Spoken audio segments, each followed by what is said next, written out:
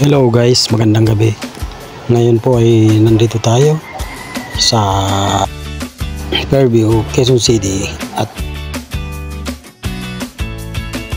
sakay tayo ng ating motorsiklo.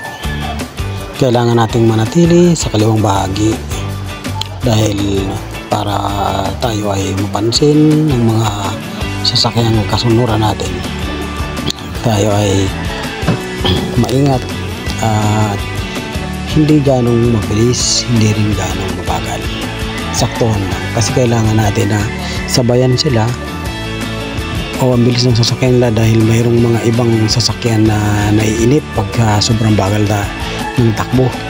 Kailangan medyo maingat ka rin, medyo may kabilisan. Siguro kung mga 60 kph lang dahil sa dami din naman ng sasakyan at lalo kung mga malalaki pa.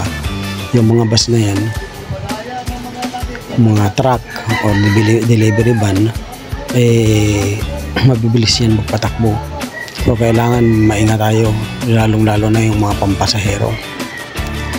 Minsan bigla kang ikakat, lalo't kung bandang nasa kanan ka at mayroong pasahero na papara. Ang ginagawa nila, bibilisan nila at overtaken ang sasakyang nasa unahan nila, tapos biglang pipreno. Mahirap na. Muntik na tayo nadali nung mga nagdaang taon. Kaya sa ngayon, kahit na medyo maraming sasakyan, kailangan nasa tamang bahagi ka ng kalye.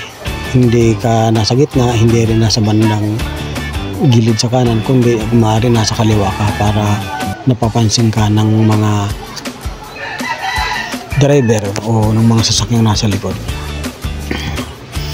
Ayan, banda rito tayo sa may FCM o Fairview Center Mall. Ayan yung mga tulay ng MRT, yun ang ginagawa, hindi pa tapos. Sila ang madalas na nakakapagpa-sikip ng traffic dahil sa medyo lumiit na yung kalsada at sa dami na rin ang sasakyan. Ang iba pagka ganitong oras, mga 9:25 ng gabi, ang iba nagmamadali na silang makarating o makauwi.